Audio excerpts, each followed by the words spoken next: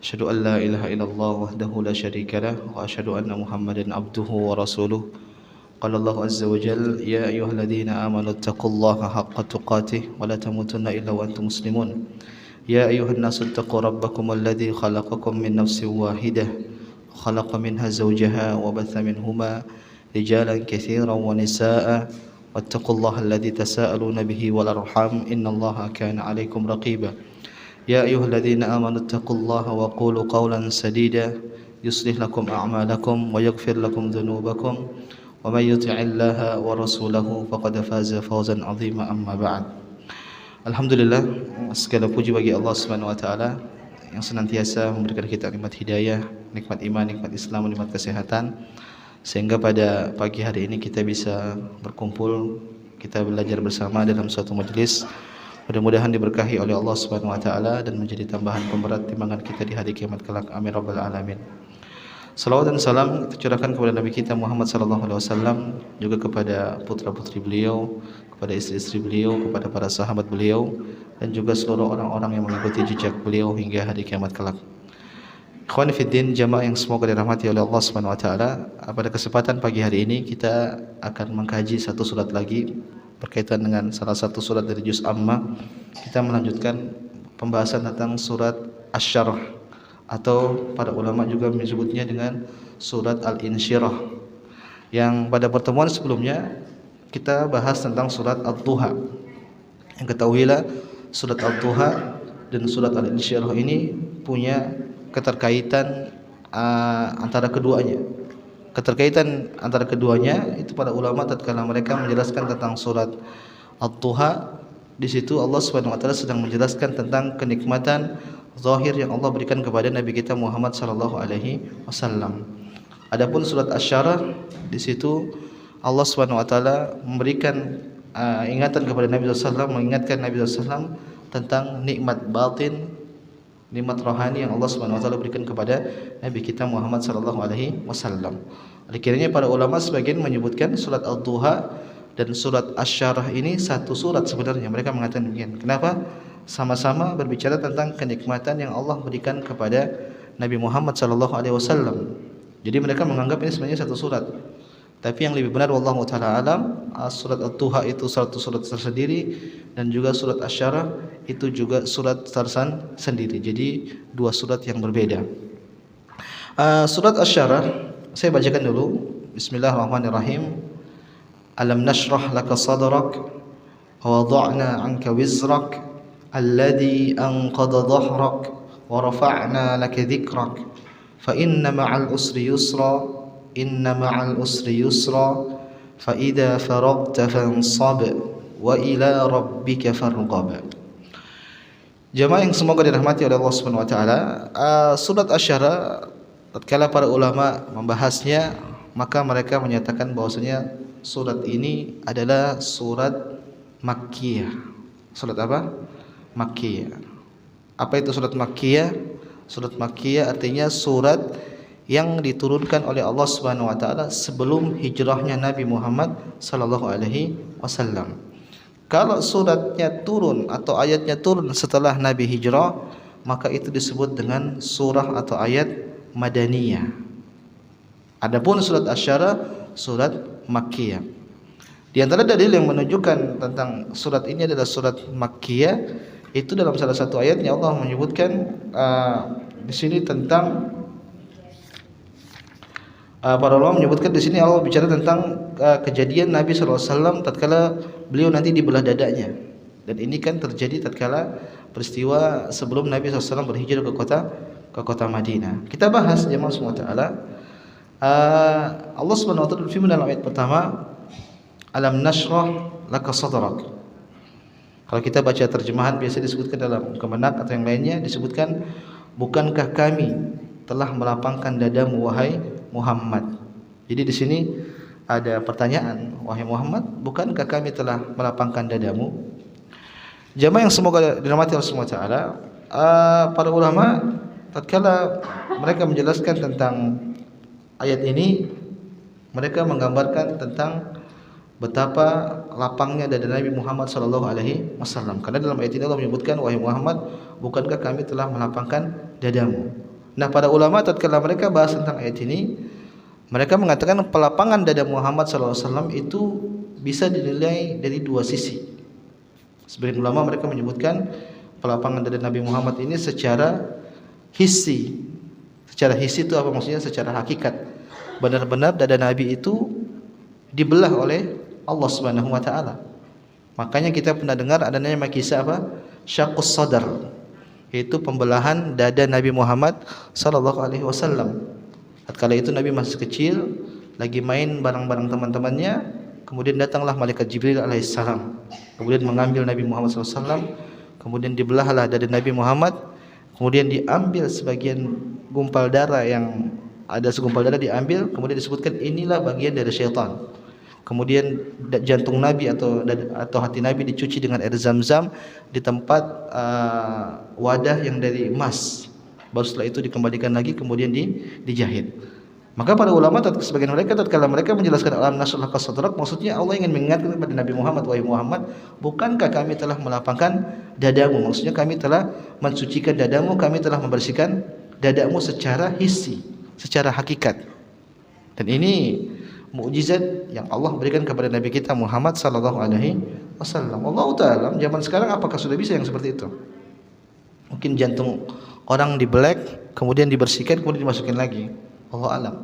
Tapi ini terjadi di zaman Nabi sallallahu alaihi wasallam. Makanya Anas bin Malik radhiyallahu taala beliau pernah mengatakan, saya pernah melihat bekas jahitan dari bekas pembelahan dada Nabi Muhammad sallallahu alaihi wasallam. Maka ini kita maknai seperti ini, karena sebagian ulama pun mereka memaknai alam nasrah laka sadrak, maksudnya wahai Muhammad, bukankah kami telah membelah dadamu atau melapangkan dadamu dengan pembelahan dada beliau sallallahu alaihi wasallam. Pemaknaan yang kedua, makna pelapangan dada Nabi Muhammad SAW ini secara hukmi. Secara apa? Hukmi. Maksudnya dilapangkannya dada Nabi itu artinya Nabi itu berbesar hati, tidak mudah marah, kemudian Nabi itu tidak sangat mudah memaafkan. Inilah yang dibuat oleh Allah Subhanahu wa taala kepada Nabi Muhammad sallallahu alaihi wasallam. Dan menakjubkan jamaah, kalau kita lihat bagaimana sifat Nabi SAW, bagaimana akhlak Nabi, maka sungguh luar biasa. Dan beliau orang paling sabar, tidak pernah membalas keburukan. Kenapa? Karena dada Nabi sudah dilapangkan oleh Allah Subhanahu wa taala. Nabi dituduh sebagai penyihir, dituduh sebagai orang gila, dituduh sebagai orang yang merusak kekeluargaan, orang yang dituduh sebagai orang yang memecah antara suami dan istri. Tapi beliau tidak pernah balas. Beliau tidak pernah balas. Kenapa? Hati beliau lapang, beliau mampu untuk menahan itu semua. Yang ini kalau ini kita rasakan, kita tidak bakal mampu. Makanya dari sisi ini kita sangat paham Nabi itu adalah seorang Rasul. Kenapa enggak mungkin ada orang bisa sabar, bisa berlapang dada seperti Nabi Muhammad sallallahu alaihi wasallam. Lihat Aisyah pernah mengatakan, "Man taqaba an-nabiy sallallahu alaihi wasallam li nafsihi fi syai'in yu'ta ilaihi qad." Nabi itu tidak pernah membalas keburukan yang tertuju pada diri Nabi Muhammad sallallahu alaihi wasallam. Jadi kalau ada orang ganggu, wahai Muhammad kau penyihir, kau orang gila, apapun itu yang tertuju pada fisik Nabi, Nabi tidak pernah balas. Dalam riwayat Nabi juga menyebutkan, Aisyah menyatakan, wala yujzi bisayyi'ah. Nabi SAW itu tidak pernah membalas keburukan. Tapi apa yang dilakukan oleh Nabi SAW, walakin ya'fu wa yasfah. Nabi lebih memilih untuk memaafkan dan berlapang dada. Inilah Nabi SAW. Dari sini jamaah semua kita paham kenapa Nabi bisa seperti itu. Ya karena wajar, karena Allah memang sengaja mendesain dada Nabi itu lapang, dada Nabi itu berbesar hati, tidak mudah marah dan tidak mudah untuk marah-marah, dan sangat mudah untuk memaafkan kesalahan orang. Dan ini jamaah semua harusnya yang kita harus hiasi pada diri kita. Kita itu sebagai kaum muslimin, sebagai orang mukmin, harus menghiasi diri kita dengan sifat seperti ini. Kenapa sifat seperti ini akan buat kita bahagia, ibu-ibu? Iya tidak? Contoh misalnya kita lagi ribut sama orang, ribut terus kita kasih udur, ini kayaknya dia lagi ribut di rumahnya ini, atau lagi nggak punya duit, makanya sikapnya kayak gini. Udah maafin aja deh, kasih udur. Ini lebih ringan daripada kita grundel di rumah nanti. Kenapa tadi kayak begitu sih orang itu? Kita marah-marah, kita dendam. Itu bikin pusing, bikin sakit kepala. Tapi kalau kita lebih mudah memaafkan, kita kasih udur, ini lebih mudah. Kayak para ulama menyebutkan al-mu'min yatlubul ma'adir. Orang mukmin itu mencari udur kepada seseorang lain. Wal munafik, adapun orang munafik yatubul atarat. Kalau orang munafik itu dia cari kesalahan orang. Maka ini akhlak yang harus kita tumbuhkan dalam hati kita, jamaah. Sekali lagi, ini kata para ulama di antara sumber kebahagiaan. Kalau kita ingin bahagia, salah satunya kita harus punya sikap mudah memaafkan. Apa kesalahan orang selama masih bisa ditolerir, ya kita maafin. Contoh Nabi Muhammad SAW, katanya kita umat Nabi, katanya kita ingin mencontoh ini, maka contohlah Nabi dalam aspek seperti ini. Terlebih jamaah semua, kalau antum ingin turun di medan dakwah, misalnya antum ingin jadi teladan, antum ingin mewarnai sekitar antum, maka ini bekal yang harus kita punya, yaitu apa? Mudah memaafkan, berlapang dada. Buktinya apa? Nabi sebelum jadi nabi disetting oleh Allah untuk punya hati yang lapang. Demikian juga kita lihat Nabi Musa alaihissalam. Apa Nabi Musa minta sebelum beliau berdakwah? Ada yang tahu?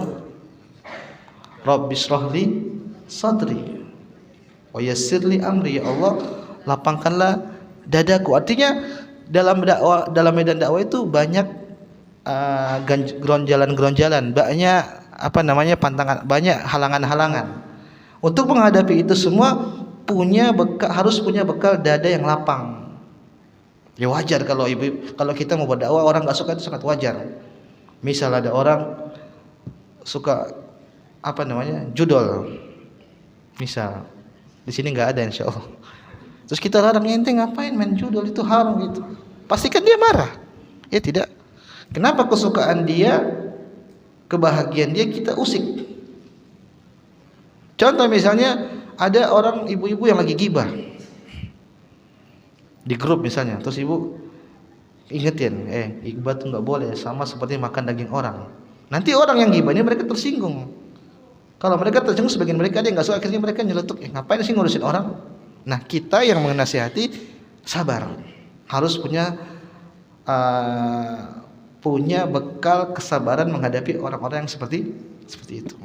Maka jemaah semua, sekali lagi ini dalil bahwasanya kita harus mencontohi Nabi SAW. Luar biasa, Nabi itu orang yang paling memaafkan.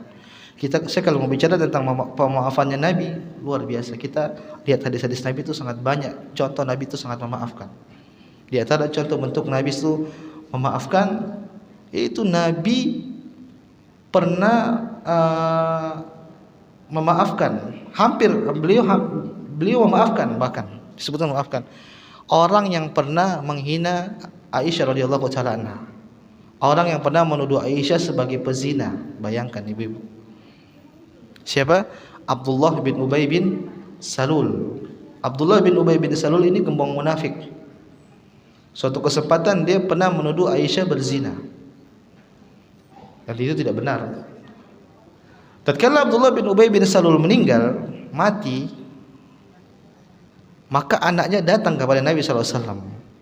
Wahai Rasulullah, bapak saya meninggal, tidak punya kain kafan. Ini gembong munafik. Kira-kira apa tanggapan Nabi? Coba kalau bapak-bapak di sini, bapak-bapak ada yang istrinya dituduh berzina padahal nggak benar.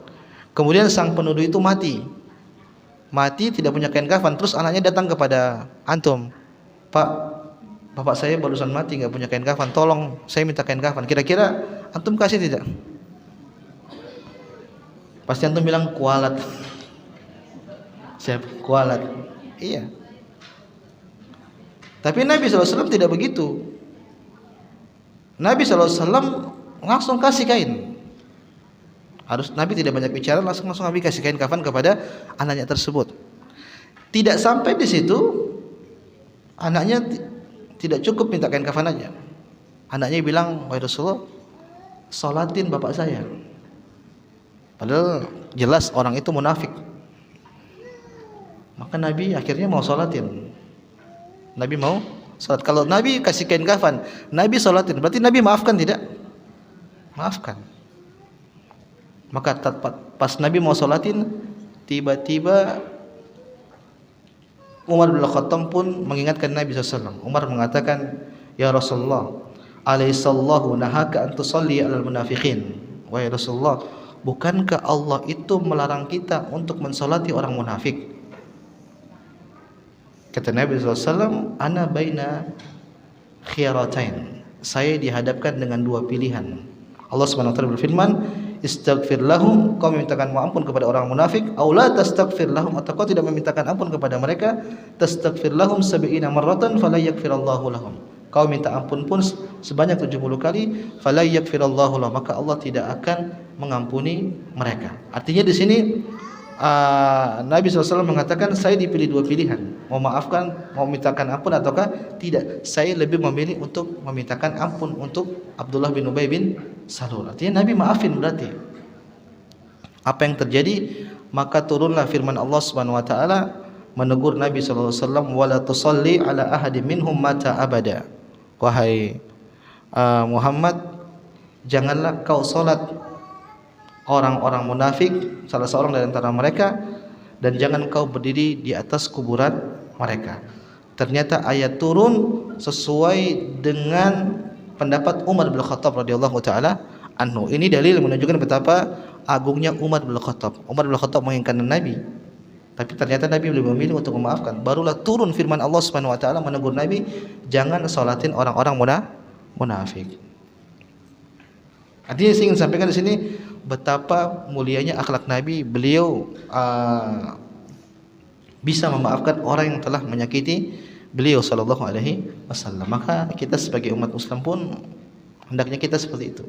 Wajar, kita ini makhluk sosial. Kita butuh muamalah, kita butuh interaksi, kita butuh berbaur. Namanya kita sering berbaur pasti ada salah. Nabi menyebutkan kullu bani Adam khata', setiap anak Adam pasti melakukan kesalahan. Nah, terkadang kita yang buat salah, terkadang orang lain yang buat salah. Nah, kalau permasalahannya masih bisa ditolerir, masih bisa diskusi, udah maafin aja mending lah, daripada ribut panjang-panjang, bikin pusing, bikin darah tinggi, mending dimaafin. Wallahu taala alam. Jamaah yang semoga dirahmati Allah Subhanahu wa taala. Ayat kedua, Allah Subhanahu wa taala berfirman, wa wada'na anka dzikrak, dan kami pun telah mengangkat atau menurunkan, menghilangkan beban darimu. Saya ulang, wa wada'na anka wizrak, dan kami pun telah menghilangkan beban darimu atau menurunkan beban darimu. Jamaah semoga Allah taala, di situ ada kata wizrak. Ada kata apa? Wizrak. Wizrak itu kalau kita pelajari dalam bahasa Arab, di antara maknanya adalah dosa. Wizr. Di antaranya contoh seperti firman Allah Subhanahu wa taala, wala taziru waziratun wizra ukhra. Setiap orang tidak menanggung dosa orang lain. Berarti makna wizr salah satunya itu adalah dosa. Maka di sini muncul pertanyaan, dosa di sini maksudnya apa? Dan kami telah menghilangkan darimu dosa darimu. Maka para ulama di sini menyebutkan ada tiga pendapat. Yang pertama, mereka menyebutkan di sini dosa di sini adalah dosanya umat Muhammad sallallahu alaihi wasallam. Dosanya umat Muhammad sallallahu alaihi wasallam. Jadi begini Ibu, kalau umat Islam mereka berdosa, melakukan maksiat, itu memberatkan Nabi Muhammad SAW. Nabi enggak suka. Artinya Nabi agak khawatir. Kenapa? Saking sayangnya Nabi Muhammad kepada umat Islam. Kalau ada orang buat dosa umat Muslim, beliau berat. Jadi beliau merasa merasa ada yang gundah seperti itu. Maka kata Allah Subhanahu wa taala, "Wa wada'na anka dzikrak, anka wizrak." Wahai Muhammad, kami telah menghapuskan atau menghilangkan beban darimu. Maksudnya menghapuskan beban itu, menghapuskan beban dari dosa dari umat Nabi Muhammad sallallahu alaihi wasallam. Makanya Allah mengatakan azizun alaihi ma anittum. Nabi SAW itu merasa berat apa yang memberatkan umatnya. Ini menunjukkan betapa sayangnya Nabi SAW kepada kita sebagai umat Nabi Muhammad SAW. Jadi ini makna pertama, Nabi merasa berat karena dosa-dosa umatnya, maka beban itu pun Allah hilangkan kepada Nabi Muhammad SAW. Artinya Nabi sudah tidak merasa berat lagi. Ada pendapat kedua, beban yang dimaksud di situ adalah kesulitan Nabi tatkala berdakwah. Qawadana anka wizrak, berarti dan kami telah menghilangkan beban dakwah yang ada pada dirimu. Tadi kita baru sebutkan dakwah itu berat. Berdakwah itu apa? Berat, banyak rintangannya, banyak cobaannya. Kalau orang tidak kuat, dia akan keluar dari jalan dakwah.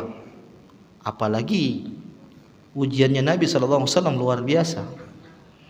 Tidak secara mulut doang, Nabi itu diganggu sampai secara fisik, dilempari, dipukuli, dihinakan, dimaki-maki, tapi beliau sabar. Itu bikin berat Nabi.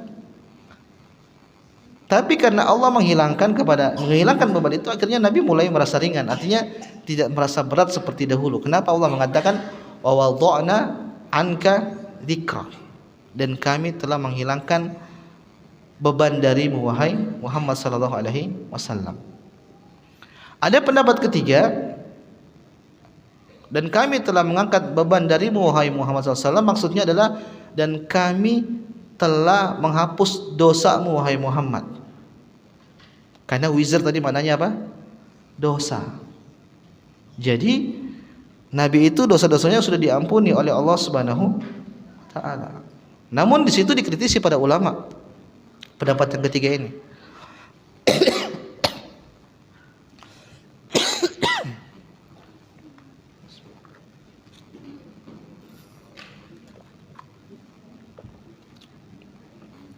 Mereka menyebutkan kalau kita maknai di situ dosa, dan kami telah mengangkat dosa-dosamu wahai Muhammad.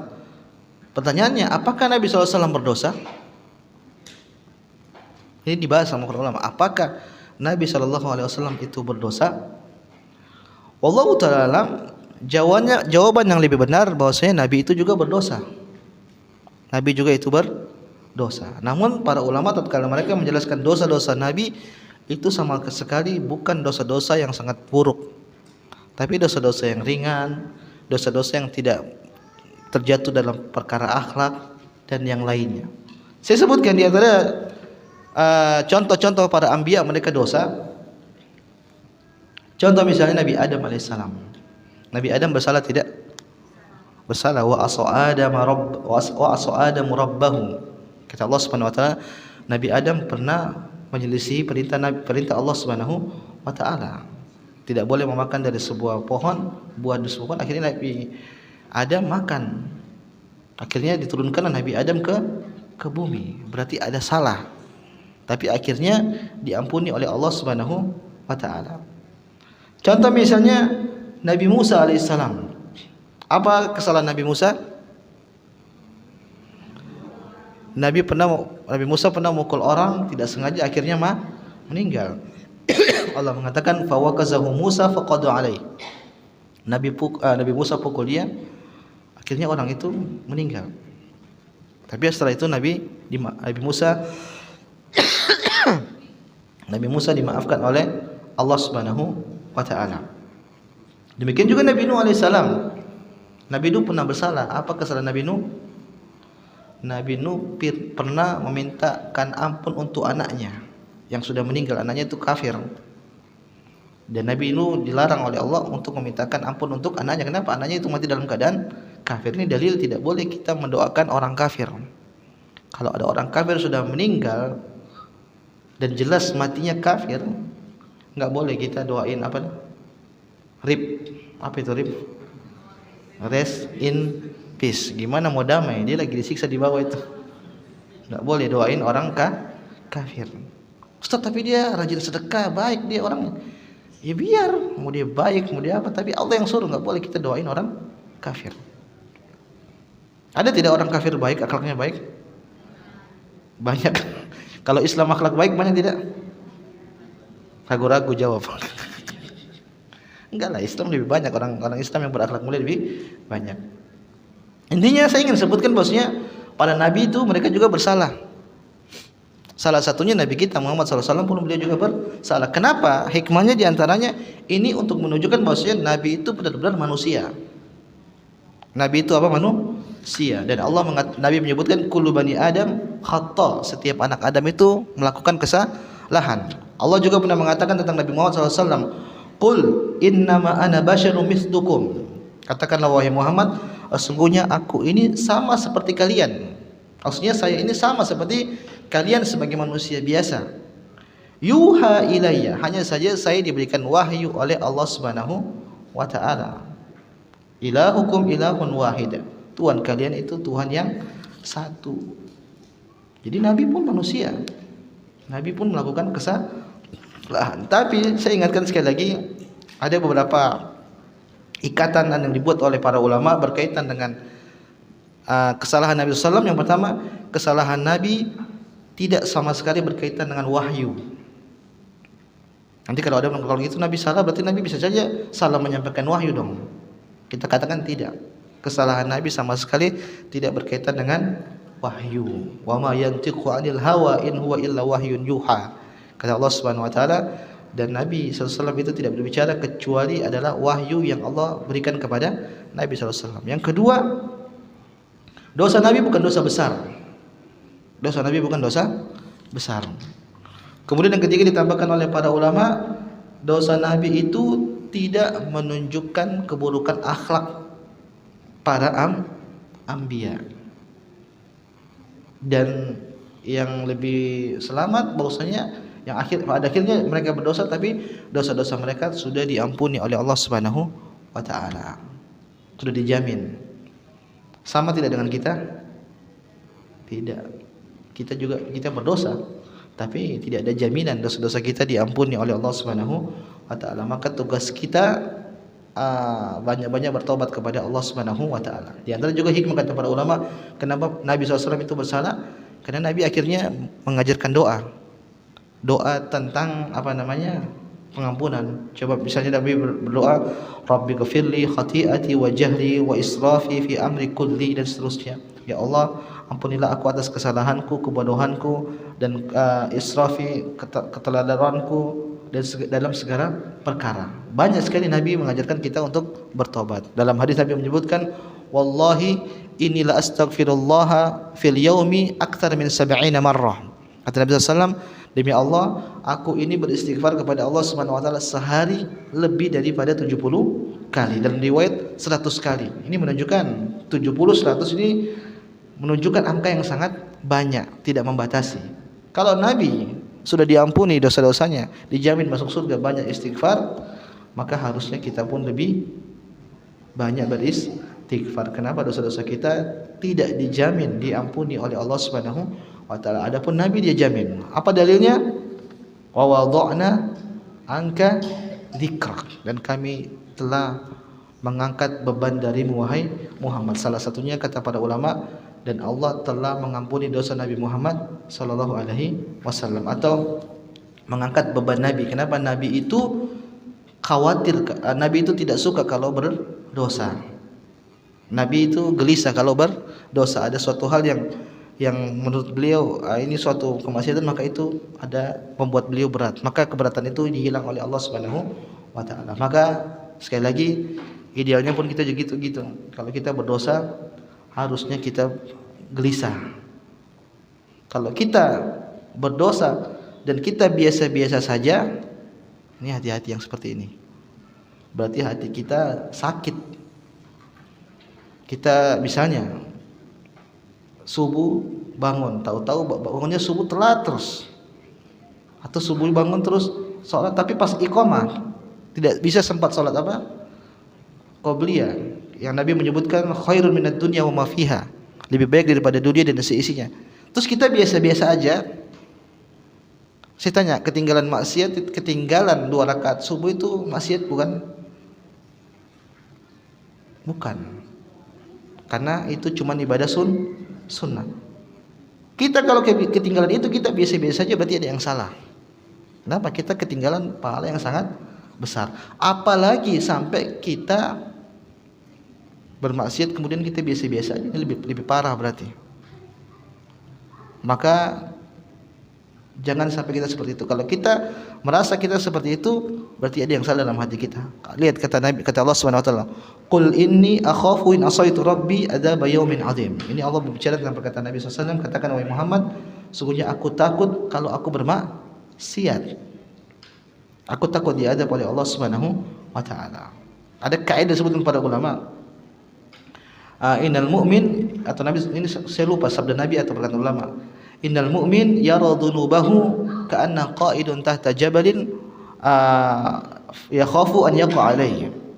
Disebutkan bahwasanya seorang mukmin itu dia melihat dosa itu seakan-akan dia seperti di bawah gunung yang besar.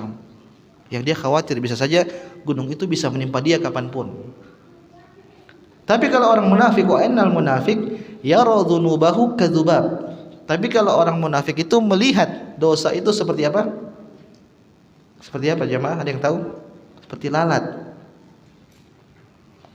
Dia seperti lalat, kemudian menghinggap di hidungnya, kemudian ditepis seperti itulah. Jadi ngeremehin namanya dosa. Nah, kalau kita yang seperti itu berarti hati-hati, jangan-jangan ada sifat kemunafikan dalam hati kita. Intinya, wa rafa'na laka dzikrak wahai Muhammad, kami telah menghilangkan beban darimu. Beban di sini tadi kita sebut ada 3. Yang pertama beban karena melihat dosa-dosa umatnya. Yang kedua beban karena beban dakwah itu sangat berat, maksudnya beban dakwah. Dan yang ketiga beban dosa Nabi Muhammad sallallahu alaihi wasallam. Wallahu taala alam. Tiga-tiganya benar karena tiga-tiganya maknanya benar. Kemudian yang ketiga jemaah, semoga dirahmati Allah Subhanahu wa taala. Allah berfirman dalam ayat ketiga, "Wa rafa'na laka dzikrak." Dan kami tinggikan sebutan namamu wahai Muhammad. Saya ulang, wa rafa'na laka dzikrak. Dan kami tinggikan namamu wahai Muhammad. Ayat keempat. Wa rafa'na laka dzikrak, dan kami ketiga belum ya? Ulang. Berarti yang ketiga, alladzi anqadha dhahrak, yang memberatkan punggungmu. Ini selaras dengan ayat yang tadi sebelumnya kita baca. Saya ulang, ayat kedua tadi Allah mengatakan apa? Wa wada'na anka wizrak, dan kami telah menghilangkan beban darimu. Beban tadi kita sebut ada 3. Beban dosa Nabi Muhammad SAW, atau beban dakwah, atau beban dosa umat. Kemudian Allah mengatakan selanjutnya, alladzi anqadha dhahrak, yang itu semua memberatkan,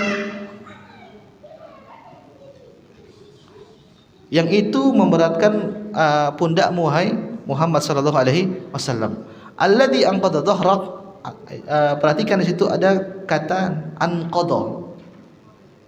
Anqadha itu kalau kita belajar bahasa Arab dia berasal dari kata naqdun.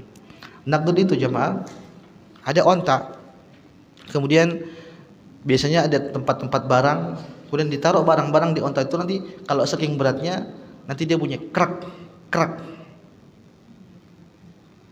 Itu ingin menunjukkan bahwasanya beban itu sangat berat yang dibebani oleh Nabi Muhammad SAW. Nah, beban-beban itu tadi kita sebutkan dihilangkan oleh Allah Subhanahu wa taala sebagai bentuk rahmat dari Allah kepada Nabi kita Muhammad SAW. Lanjut kita baca ayat keempat. Allah Subhanahu wa taala berfirman, "Wa rafa'na laka dzikrak." Dan kami tinggikan namamu, sebutanmu wahai Muhammad. Jemaah semoga dirahmati Allah Subhanahu wa taala. Para ulama tatkala mereka menjelaskan ayat ini, mereka mengatakan ini keistimewaan khusus buat Nabi Muhammad SAW yang tidak ada pada nabi-nabi yang lain. Jadi Nabi itu namanya senantiasa akan terus hidup sampai hari kiamat. Sampai apa? Hari kiamat. Dan terbukti nama Nabi diangkat di azan. Nama Nabi tatkala orang berkhutbah seperti ini disebut-sebut nama beliau sallallahu alaihi wasallam dalam hadis-hadis. Kemudian dalam salat pun kita sebut nama Nabi Muhammad sallallahu alaihi wasallam. Banyak sekali sebutan-sebutan yang ini menunjukkan nama Nabi itu pasti terangkat terus. Yang sekali lagi ini tidak ada pada nabi-nabi yang lain. Jamaah semua taala, yang menarik Ibnu Taimiyah rahimahullahu taala tatkala beliau menjelaskan ayat ini, beliau mengatakan kita sebagai umat muslim pun punya kesempatan seperti itu. Artinya kita punya kesempatan untuk bisa nama kita terangkat atau nama kita dikenang orang dan kita senantiasa dianggap didoakan oleh orang seperti Nabi Muhammad SAW. Caranya bagaimana? Yaitu dengan mengikuti jejak beliau sallallahu alaihi wasallam. Saya bacakan perkataan Ibnu Taimiyah. Beliau mengatakan ini, "Walladzina a'lanu ma jaa'a bihi an-nabiy sallallahu alaihi wasallam fasara lahum nasibun min qawlihi ta'ala wa rafa'na laka dzikra." Dan orang-orang yang menyiarkan atau mendakwakan apa yang dibawa oleh Nabi Muhammad SAW, maka mereka pun mendapatkan kesempatan dari firman Allah Subhanahu wa taala, "Wa rafa'na laka dzikra." Tadi wa rafa'na laka dzikra maksudnya apa? Dan kami angkat namamu wahai Muhammad. Barang siapa yang mau jadi seperti ini, wa rafa'na laka dzikra, maka dia harus mengikuti jejak Nabi, yaitu berdakwah. Fa inna ma akramallahu bihi nabiyahu min sa'adatid dunya wal akhirah falil mu'minin al mutabi'ina nasibun biqadri imanihim. Allah Subhanahu wa taala memberikan kebahagiaan dunia dan akhirat bagi Nabi sallallahu alaihi wasallam, maka seorang mukmin pun kalau meneladani beliau sejauh mana keimanan beliau, dia akan dapat yang seperti itu, dapat kebahagiaan juga di dunia dan juga di akhirat. Dan terbukti jemaah, kita lihat para ulama mereka meskipun sudah meninggal tapi nama mereka hidup terus. Tidak. Ini sekarang kita bicara tadi misalnya kita bilang Imam Qurtubi, kita bilang Imam Bukhari, kita bilang Imam Muslim, dan kita doakan rahimahullah. Imam Syafi'i, Imam Ahmad, banyak sekali kita sebutkan para ulama yang mereka sudah meninggal tapi nama mereka hidup. Nah, orang yang tidak berdakwah, tidak punya sisi-sisi keilmuan, mana diingat sama orang? Coba kita lihat orang-orang kaya. Antum pernah kenal kaya orang kaya berapa orang di dunia ini? Yang antum kenal paling siapa? Fir'aun, Qarun. Itu pun buruk semuanya. Tidak antum doain. Tapi siapa yang tidak kenal dengan Imam Syafi'i? Siapa yang tidak kenal dengan Imam Ahmad? Siapa yang tidak kenal dengan Imam Bukhari, Imam Muslim? Kenapa para ulama mereka terkenang seperti itu? Karena mereka mengikuti jejak Nabi Muhammad sallallahu alaihi wasallam. Maka kalau kita ingin seperti itu, sekali lagi, maksudnya tujuan kita bukan dikenang orang, enggak. Tujuan kita lillah, ridho kepada Allah Subhanahu wa taala. Tapi ada bonus yang dibuat oleh Allah Subhanahu wa taala supaya kita seperti Nabi SAW. Artinya kesempatan kita bisa mendapatkan kebaikan seperti yang didapati oleh Nabi SAW, maka kita ikut jejak Nabi SAW dengan apa? Berdakwah. Dan dakwah para jamaah semua tidak mesti menyampaikan seperti ini. Tidak semua orang bisa.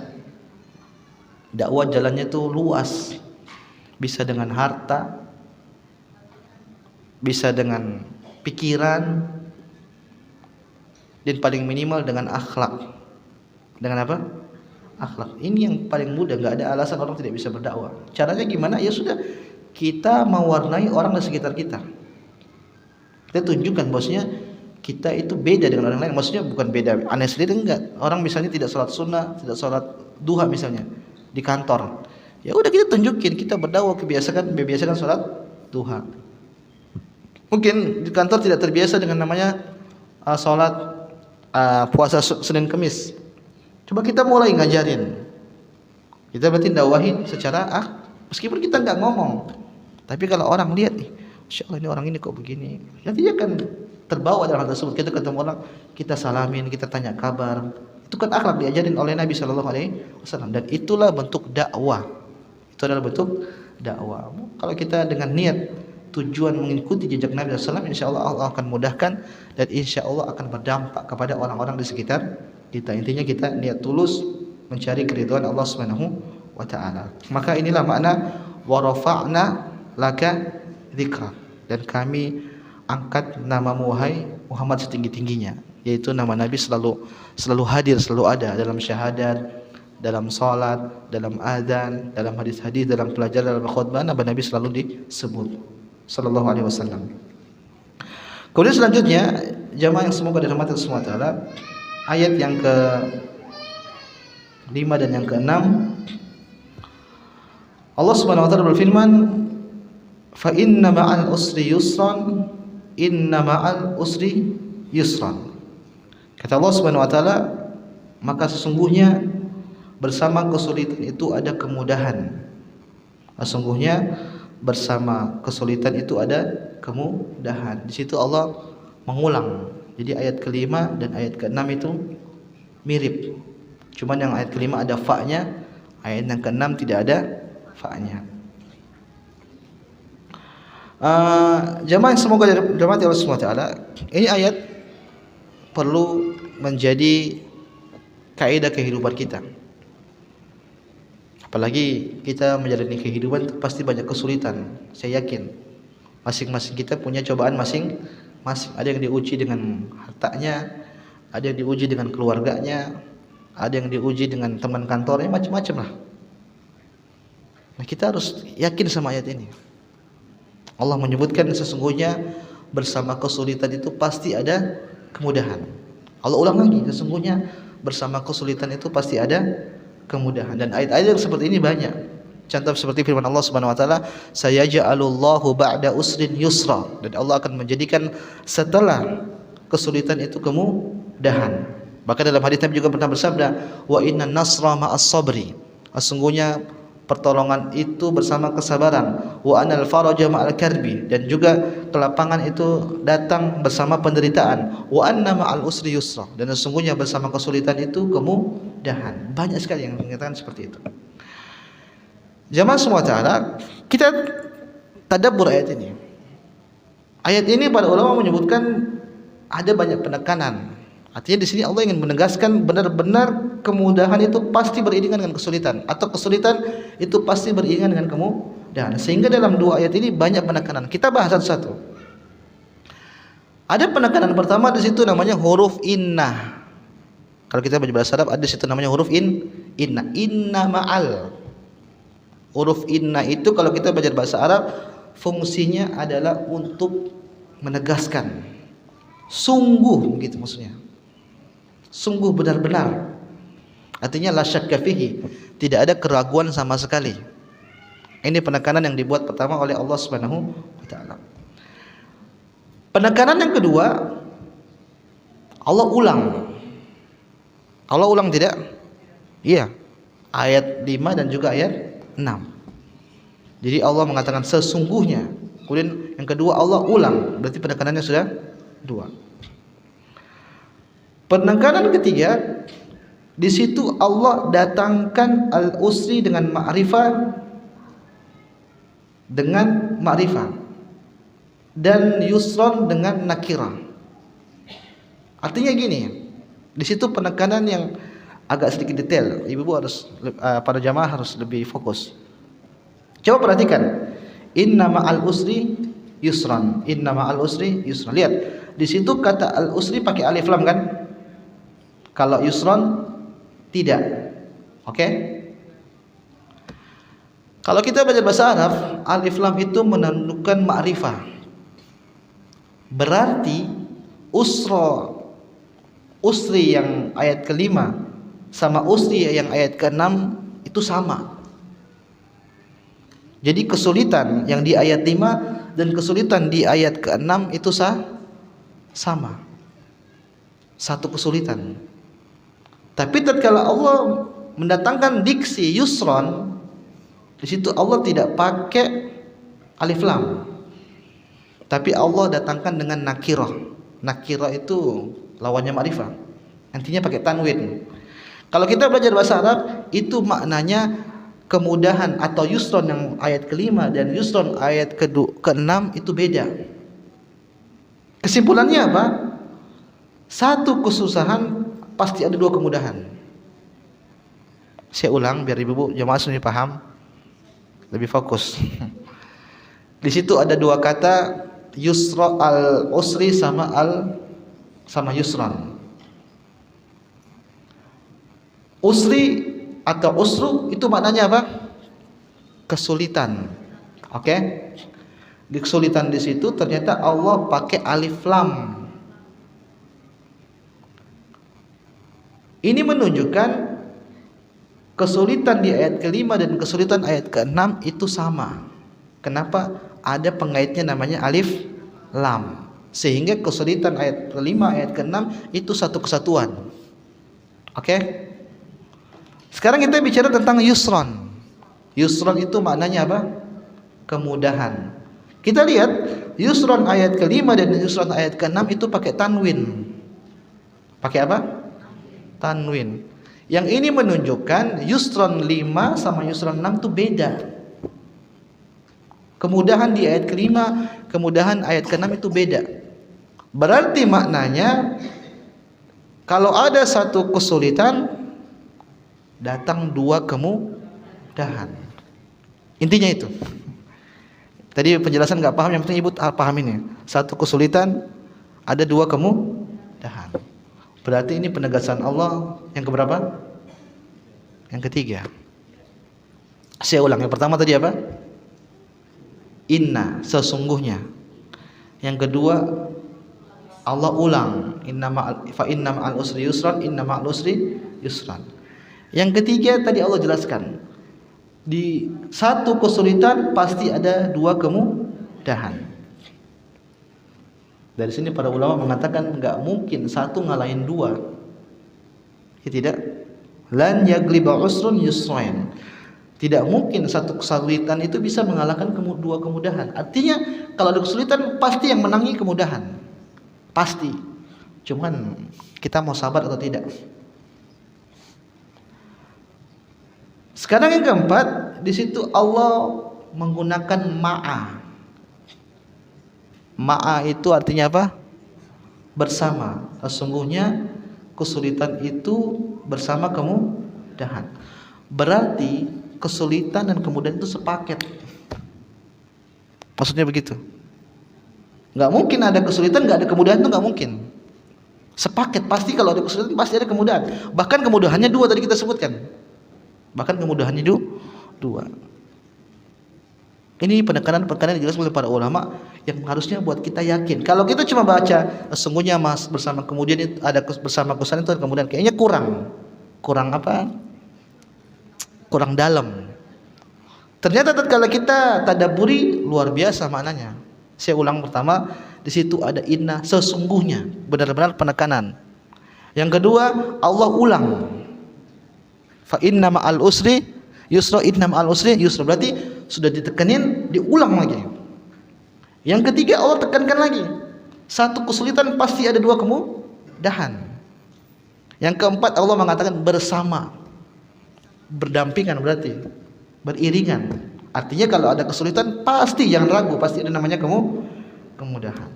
Bahkan Ibnu Mas'ud mengatakan begini, "Lau dakhalal usru fi juhrin la ja'al yusru hatta yadkhula alaihi." Kalau kesulitan itu masuk ke lubang, maka kemudian itu pasti akan ngikut juga ke lubang tersebut. Dari sini jamaah semua taala kita harus ingat sama ayat ini. Kalau kita datang mendapatkan musibah, mendapatkan kesusahan, pasti akan datang kemudahan. Cuman yang jadi masalah kita mau sabar atau tidak. Kita mau sabar atau tidak. Oke lah kita susah payah kok nggak datang-datang sabar, nggak datang-datang pertolongan, sabar terus. Berarti Allah ingin kita dapat pahala sabar sebanyak-banyaknya. Jangan sampai kita suudzon sama Allah. Mana ma'al usri yusra kok enggak datang-datang ke kemudahan. Itu namanya suudzon sama Allah Subhanahu wa taala. Bisa jadi kufur, mengingkari ayat Allah Subhanahu wa taala. Dan betapa banyak orang seperti itu. Dia tidak sadar dengan lisannya, akhirnya dia mengungkapkan hal-hal yang bisa menjatuhkan kepada kekufuran. Bentuk suudzon kepada Allah Subhanahu wa taala. Suudzon itu dosa besar. Maka tugas kita kalau kita dapat kesulitan, dapat kesusahan, maka kita harus bersabar karena kita yakin kemudahan itu pasti akan datang. Oke lah, kita tidak dapat kemudahan itu tinggal mati berarti. La yukallifullahu nafsan illa usaha. Allah itu tidak akan menguji umat hambanya melebihi kapasitasnya. Selama kita masih hidup, berarti kita masih bisa mampu menjalani itu.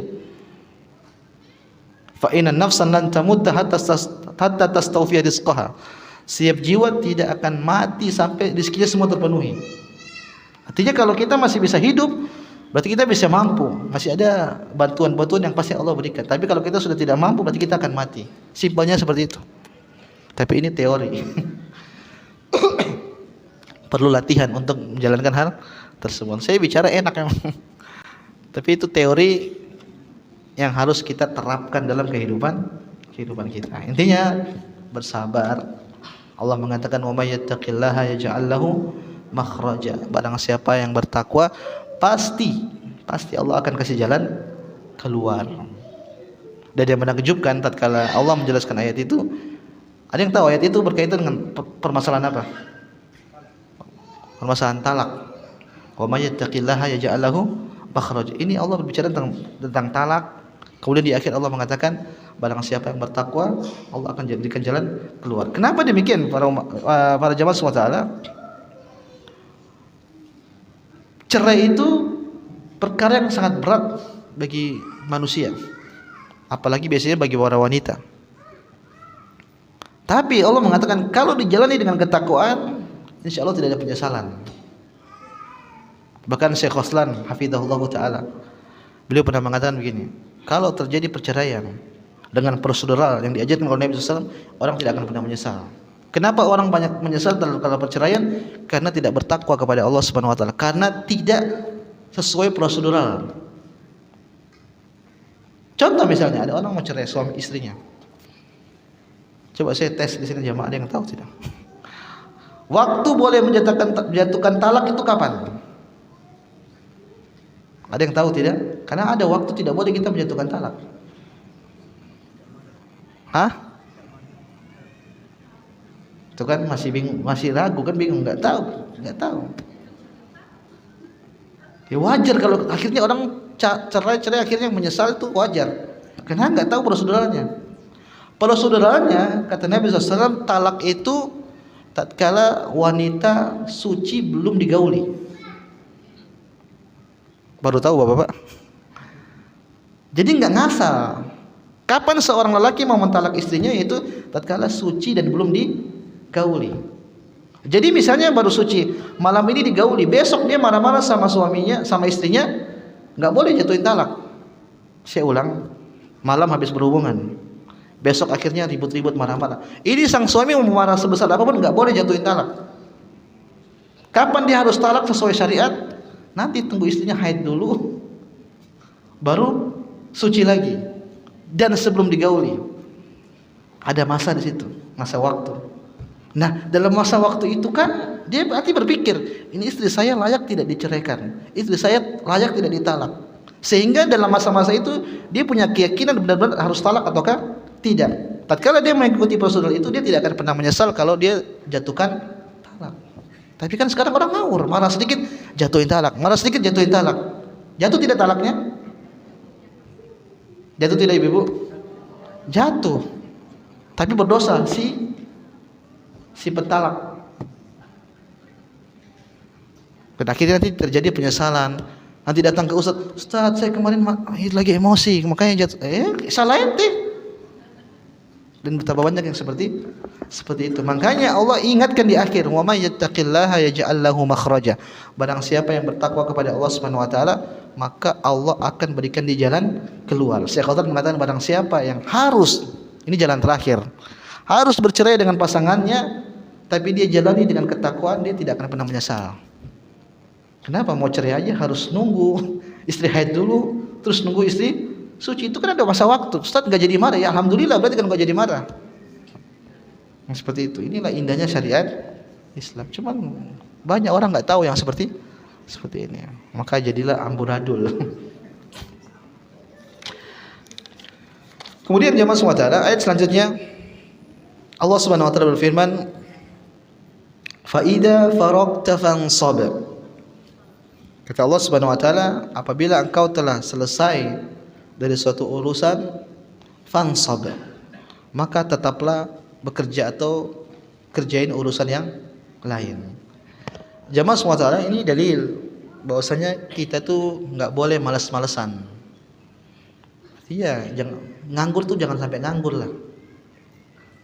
Ihris ala ma yanfa'uk wasta'in billah, kata Nabi SAW, berusahalah meraih apa yang bermanfaat bagimu dan minta tolong sama Allah, wala ta'jas, dan jangan malas. Artinya gini, yang penting gerak, manfaat dunia atau manfaat akhirat. Kalau cuma diam, ini ngapain orang seperti ini? Pengangguran itu orang yang paling dibenci sama Umar bin Khattab. Umar bin Khattab kalau melihat orang nganggur, beliau marah. Ente kira apa langit itu menurunkan hujan emas, diam doang? Enggak. Kita disuruh bergerak, aktivitas. Allah mengatakan fa idza faragta fansab. Kalau kau telah selesai dari satu urusan, maka pindah ke urusan yang lain. Para ulama tatkala mereka menjelaskan ayat ini, mereka banyak pendapat. Ada yang mengatakan maksudnya, kalau kau sudah selesai dengan satu ibadah yang lain, satu ibadah, pindah ke ibadah yang lain. Contoh misalnya kita habis sholat ya zikir, habis zikir pindah lagi ke ibadah lain, terus begitu, pindah terus, jangan sampai berhenti.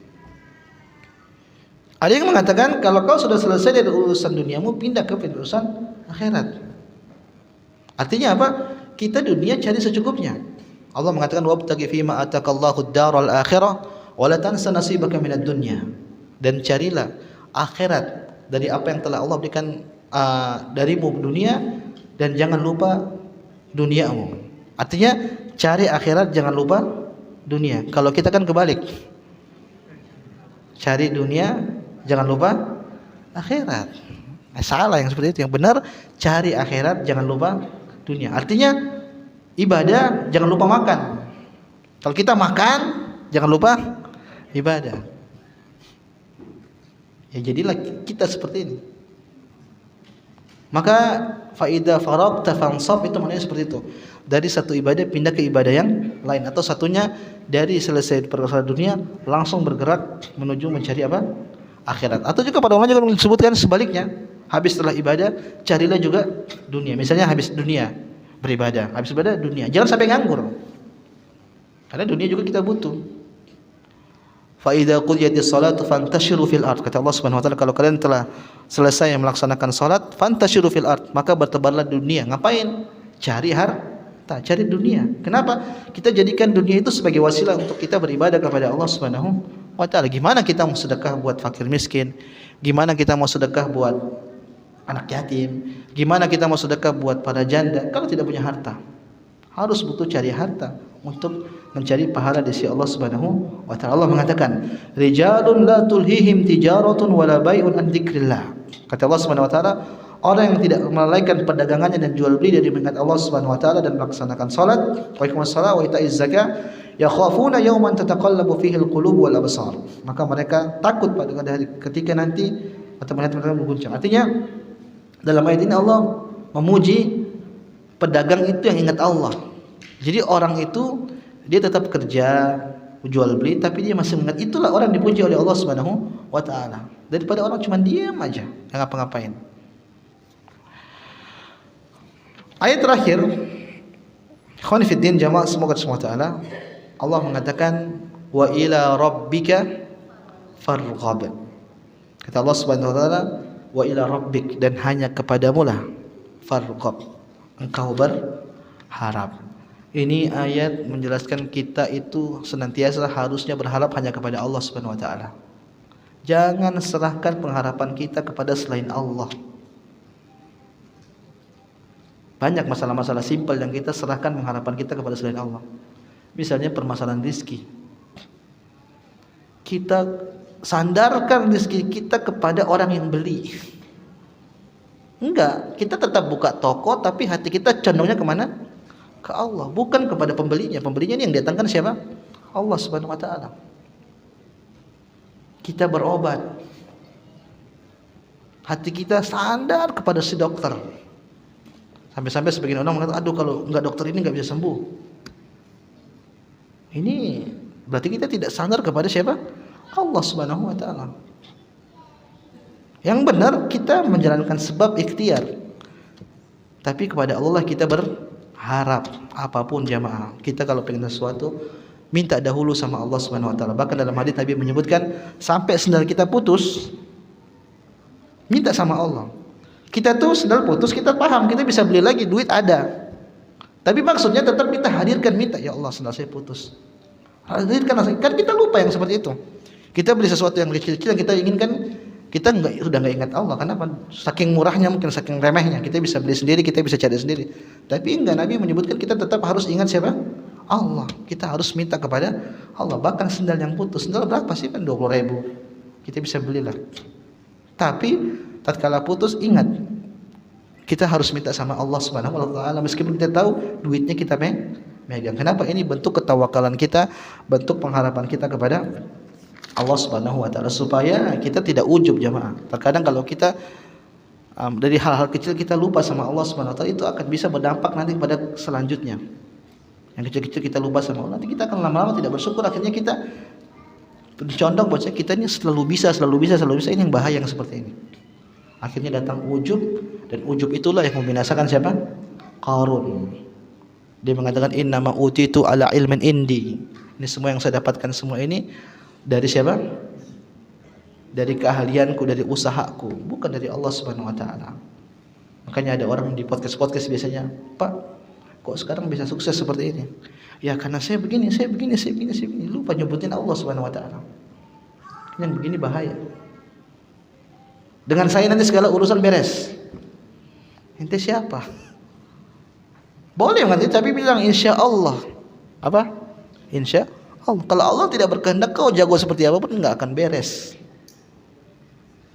Hati-hati yang seperti itu.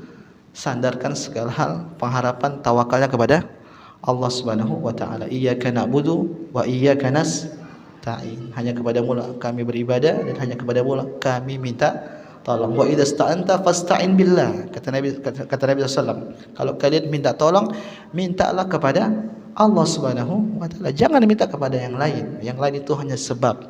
Apapun hal, gantungkan niat kita, keterkaitan hati kita hanya kepada Allah Subhanahu wa taala. Allahu taala jamaah semata, kita selesai dari surat Asy-Syarah. Masih 15 menit, mau lanjut apa? Tanya jawab. Lanjut. Oke. Mudah-mudahan selesai. Surat selanjutnya surat At-Tin. Surat apa? At-Tin. Kita bicara dulu dari sisi Makki atau Madaniyah. Sama, para ulama menyebutkan surat At-Tin ini surat Makkiyah. Itu surat tatkala Nabi SAW sebelum hijrah ke kota Madinah. Apa dalilnya? Di dalam tersebut Allah mengatakan wahadal baladil amin, dan ini adalah negeri yang aman. Seakan-akan di situ ada isim isyarah, dan ini adalah tempat yang aman, maksudnya kota Mekah. Makanya para ulama menyebutkan ini surat Makkiyah. Jawab SWT secara umum ayat ini berbicara tentang sama, masih kenikmatan yang Allah berikan kepada manusia. Kalau surat Ad-Duha dan surat Asy-Syarah itu nikmat yang khusus tertuju kepada Nabi SAW. Kalau surat At-Tin ini nikmat yang Allah berikan kepada semua hamba, ke semua makhluk, yaitu apa kata Allah Subhanahu wa taala, laqad khalaqnal insana fi ahsani taqwim, dan kami telah menciptakan kalian fi ahsani taqwim, dalam sebaik-baik rupa, kata para ulama, fi ahsani surah, sebaik-baik rupawan. Nah, dari kenikmatan tersebut manusia akhirnya terbagi menjadi dua. Ada yang kufur dan ada yang bersyukur kepada Allah Subhanahu wa taala. Secara ringkasnya begitu. Saya ulang, dalam surat At-Tin ini Allah jelaskan Allah berikan kenikmatan kepada hamba, kenikmatan seindah rupawan. Manusia itu makhluk yang paling indah. Nah, dari kenikmatan ini terpecahlah manusia dalam menyikapi kenikmatan tersebut. Ada yang menyikapi dengan kekufuran, ada yang menyikapi dengan apa? Kesyukuran kepada Allah Subhanahu wa taala. Kita baca ayat pertama. Allah Subhanahu wa taala berfirman, "Wat-tini waz-zaitun." Dan demi buah tin dan demi buah zaitun. Jamaah semoga Allah Subhanahu wa taala, di sini Allah bersumpah dengan apa? Buah. Saya sudah singgung di pertemuan pertama. Saya katakan maksudnya Allah bersumpah dengan makhluk apapun terserah Allah Subhanahu wa taala. mau bersumpah dengan buah, dengan matahari, dengan bulan, terserah Allah. Itu makhluk-makhluk Allah, Allah yang ciptakan. Tapi kita sebagai makhluk, kita nggak boleh bersumpah kecuali dengan Allah. Bahkan kepada Rasul pun nggak boleh. Nabi menyebutkan man halafa falyahlif billah. Barang siapa yang bersumpah, maka hendaknya dia bersumpah dengan nama Allah. Man halafa bi ghairillah faqad asyrak. Barang siapa yang bersumpah atas nama selain Allah, maka sungguh dia telah berbuat kesyirikan. Maksudnya syirik kecil. Maka nggak boleh mengatakan demi Allah dan demi Rasulullah. Nggak boleh. Cukup demi Allah. Di sini Allah bersumpah watini wa zaitun, demi buah tin dan buah zaitun. Para ulama menyebutkan kenapa Allah bersumpah dengan buah tin dan buah zaitun. Karena buah tin dan buah zaitun ini buah yang spesial. Buah yang apa? Spesial. Kalau tin itu kata para ulama, buah tin ini sejenis, saya juga belum pernah lihat secara nyata, tapi para ulama menyebutkan ini buah seperti buah di surga. Artinya buah itu kalau diambil dekat kemudian dimakan langsung habis. Beda dengan duren. Duren diambilnya susah, bukanya juga susah. Kalau tin tidak. Tin itu diambil dekat, pendok pohonnya tidak tinggi katanya, diambil langsung ditelan, semuanya bisa ditelan. Kira-kira apa selain buah itu?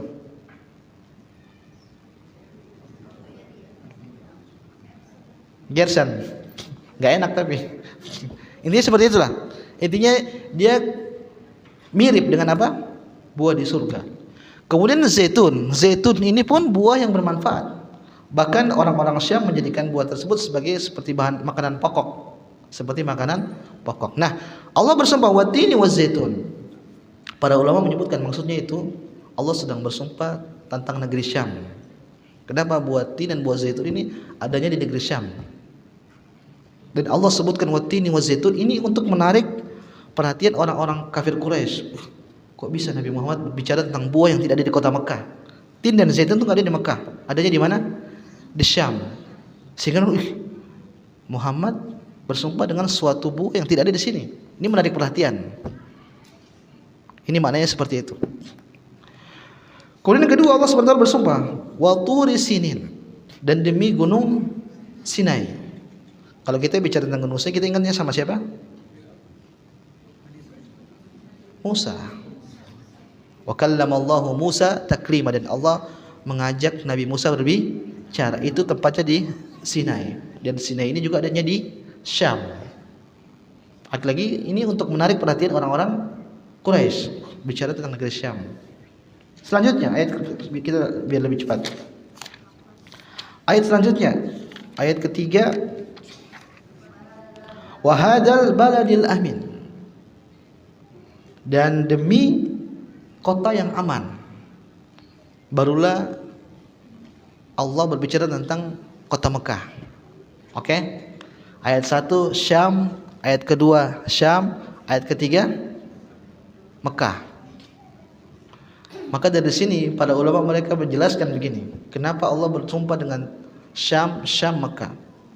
Yang pertama, ayat pertama itu Allah seakan-akan berbicara tentang demi Nabi Isa alaihissalam. Kenapa Nabi Isa itu dari Syam? Kemudian Sinai demi siapa? Musa. Mekah siapa? Muhammad sallallahu alaihi wasallam. Jadi ada makna isyarat di balik itu. Kenapa? Ini tiga-tiga nabi ini ajarannya sama. Ajarannya mengajarkan kepada tauhid.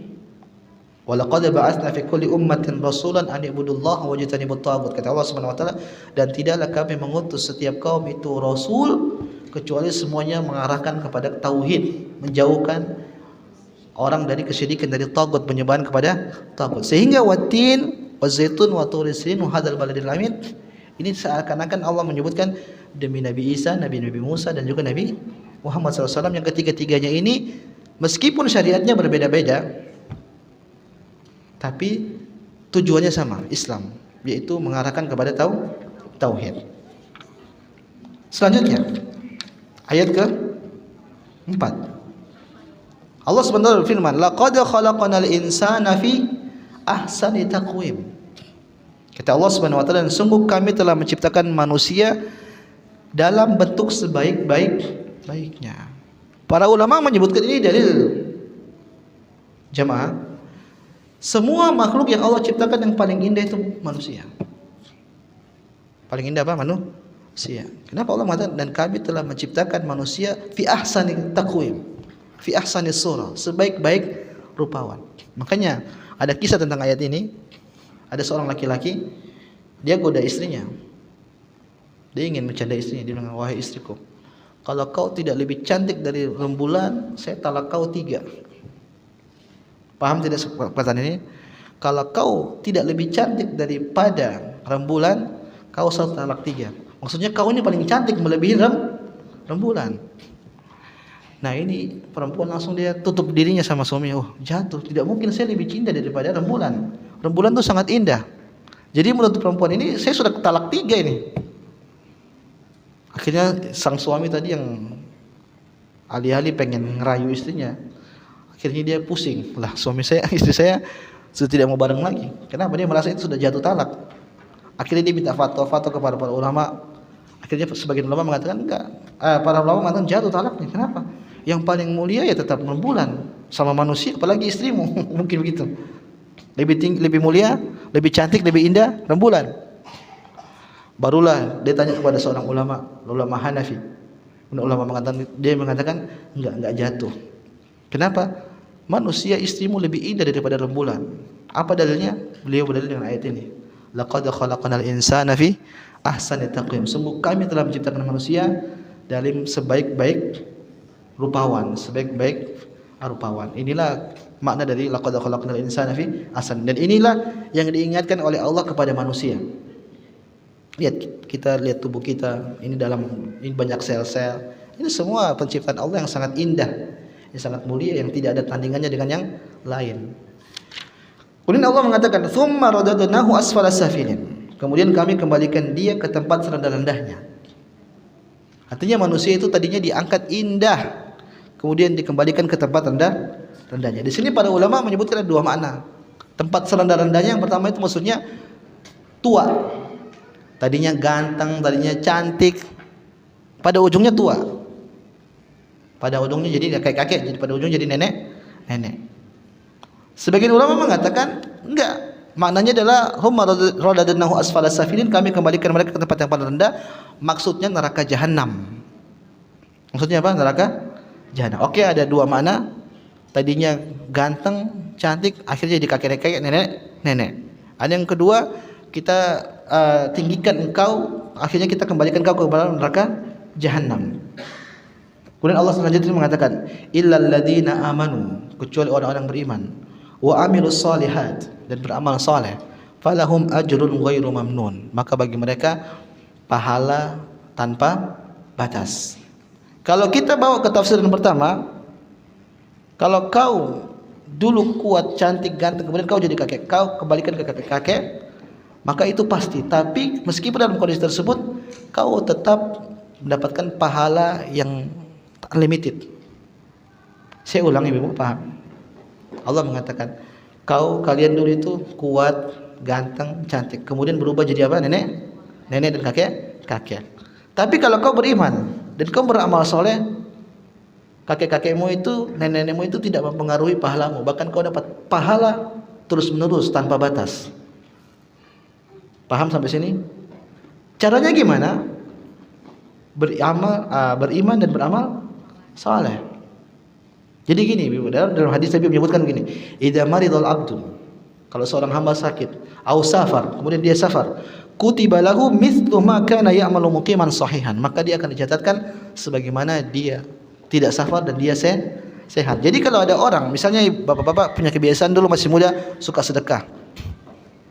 Sampai dia umur 50, 60 setiap hari sedekah. Tahu-tahu di umur 60 mungkin sudah enggak kerja lagi, duit sudah enggak ada.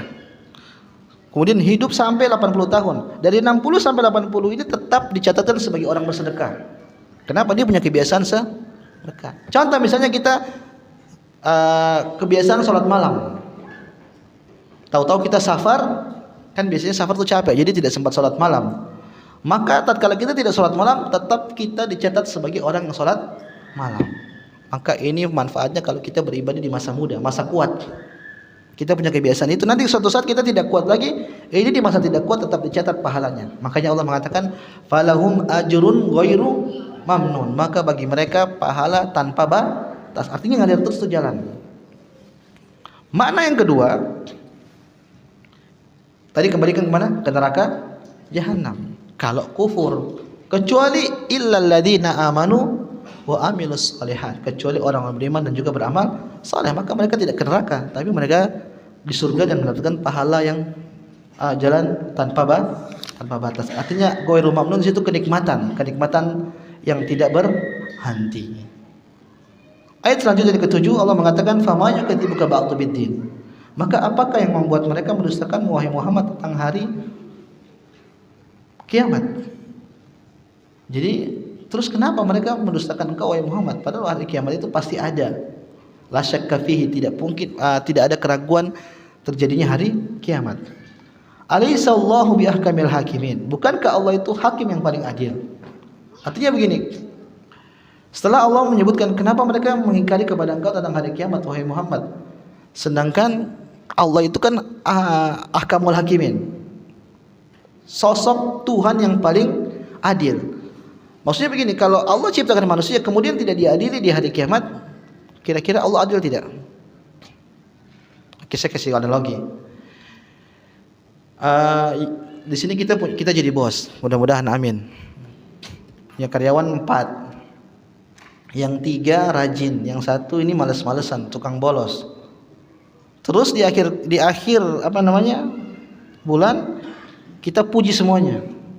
Kira-kira ini bos benar tidak? Enggak kan? Karena tidak adil, 3-nya benar tapi yang 1 enggak benar tapi tetap dipuji. Itu orang tidak benar, bos tidak benar. Terus gimana dengan Allah? Allah ciptain manusia banyak, terus nanti di akhir Allah tidak adili. Jadi disamakan orang maksiat dan orang tidak maksiat masuk surga semua. Kira-kira Allah adil tidak seperti itu? Tidak. Makanya namanya ada hari kiamat, namanya ada hari persidangan. Kenapa Allah itu ahkamul hakimin? Allah itu maha adil. Allah tidak mungkin membiarkan makhluknya begitu aja. Artinya dilepas gitu akhir ujung-ujungnya sama semua, enggak. Semuanya ada namanya pertanggungjawaban.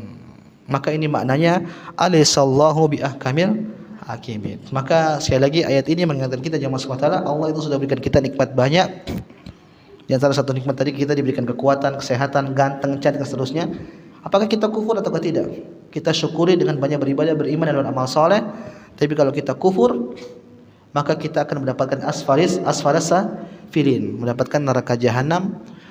Waliyadzubillah. Wallahu ta'ala jamaah sekalian, yang bisa kami sampaikan 2 surat pada pagi hari ini, surat Asy-Syarah dan surat At-Tin.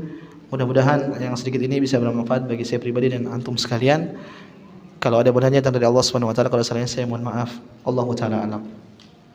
Ada pertanyaan satu?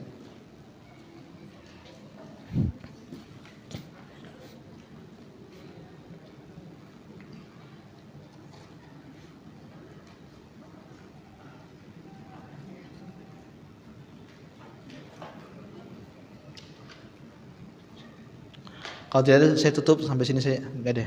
Saya tutup. Subhanakallah bihamdik asyhadu an la ilaha illa anta astaghfiruka wa atubu ilaik. Wassalamualaikum warahmatullahi wabarakatuh.